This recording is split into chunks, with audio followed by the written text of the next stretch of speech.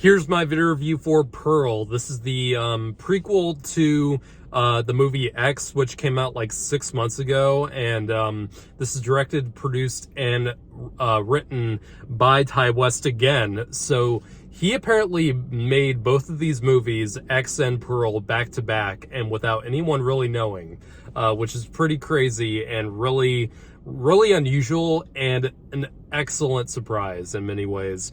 But anyway, so if you don't remember, X was the A24 slasher horror film that was basically like a 1970s slasher film, most specifically Texas Chainsaw Massacre, where this group of pornographic filmmakers go to this farm to film a porno, and they have to get the approval of this elderly couple of Howard and Pearl, who's the older lady, and things got really bloody, and it basically turned into a really bloody slasher film. And a really X was is easily one of my favorite movies of this year. Easily, that film perfectly captured that feel and the look, especially, and the sound, especially, of a 1970s slasher film like Texas Chainsaw Massacre. I mean, the way it's shot and the way the color grade looks and the film grain, loved it, absolutely loved it. And it also had a great story to it. The characters were actually extremely relatable and likable, and they weren't just stock characters at all. And the villains of the movie actually had some semblance of, some semblance of character where you can see you have sort of empathy for them. Not for what they're doing, of course, but how and why they would be doing something like that. So Pearl goes back to from 1979 all the way back to 1918, and it features the character of Pearl as a younger woman who's staying with her two parents, who are both German. And this, of course, is back in the days of the beginning of that influenza pandemic, and at the very end of World War I.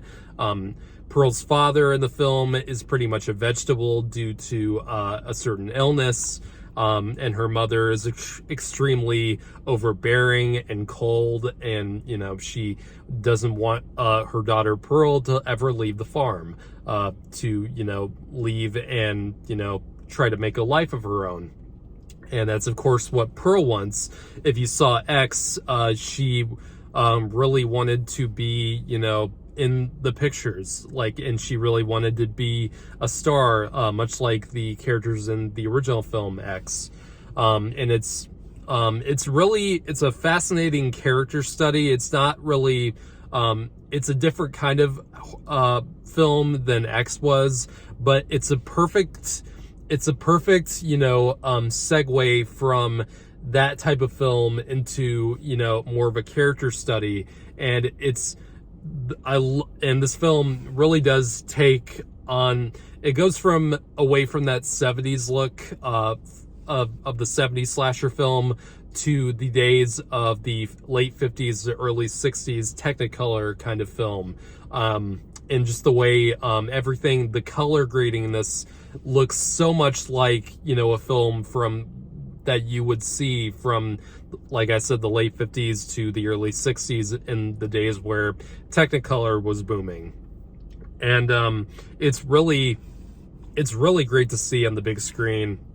And the music especially really lends to that kind of 1950s kind of aesthetic, and the music in this film is amazing, and it perfectly emulates that kind of musical score that you would hear from those days. And Mia Goth in this film, she played the character Maxine, and she also played the character Pearl in X and all that makeup, which, when I first saw the film, I had the first time I saw the film, I had no clue that was Mia Goth.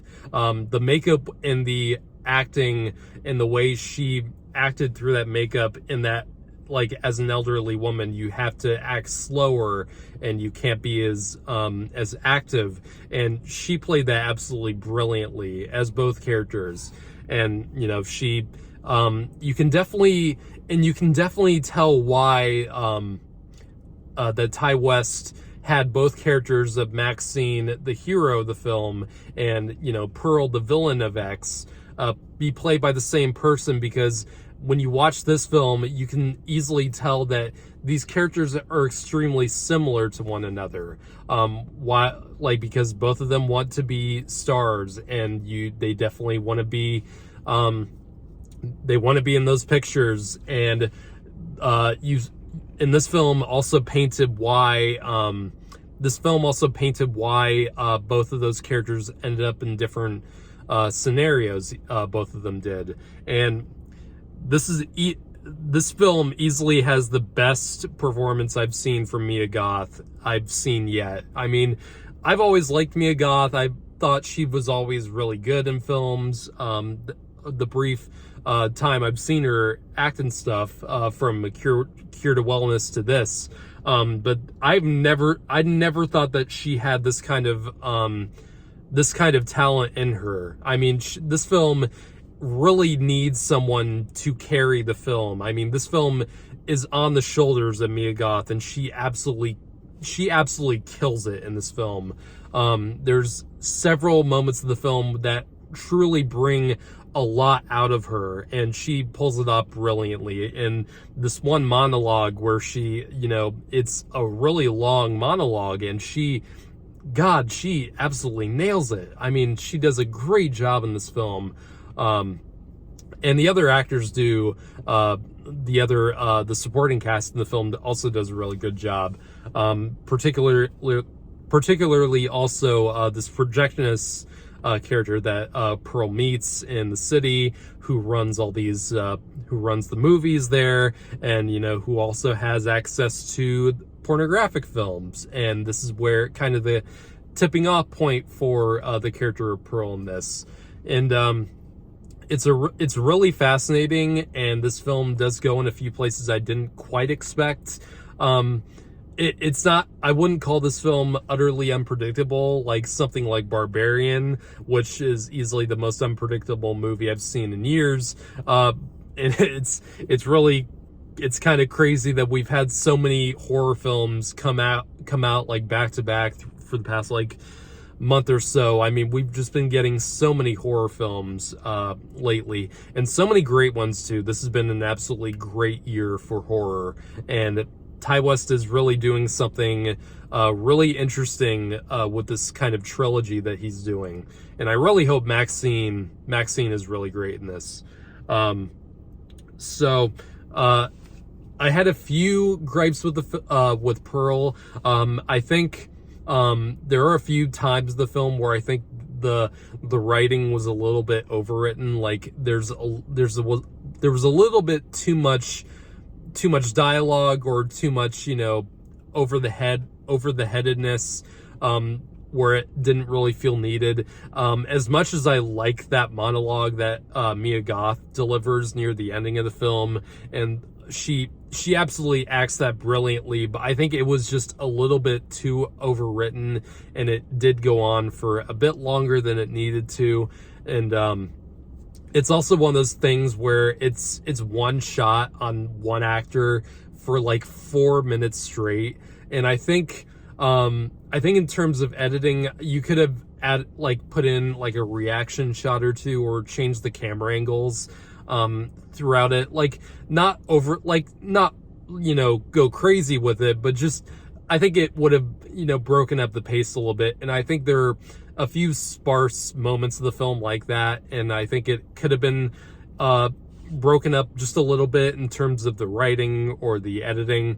But like I said, like the fact that this film really does take its time with its edits, and it isn't overly, you know, modernized, it really does emulate that aesthetic of something you would see from the 1950s or the 1960s, in the way that everything is shot, like the way the camera just stays on one kind of moment.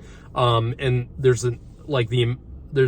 this particularly amazing tracking shot near the end where someone is being chased, and it's one of the craziest things I've seen in a bit.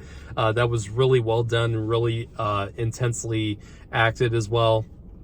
And Yeah, I really had a great time with this movie. I'd say this is on the same level as X, or just slightly underneath it. And I thought this film was awesome, and it's a terrific acting showcase for Mia Goth, and it really does. I think this film is going to put her on the map even more. So I'm going to give this film a 9 out of 10. I really, really enjoyed it.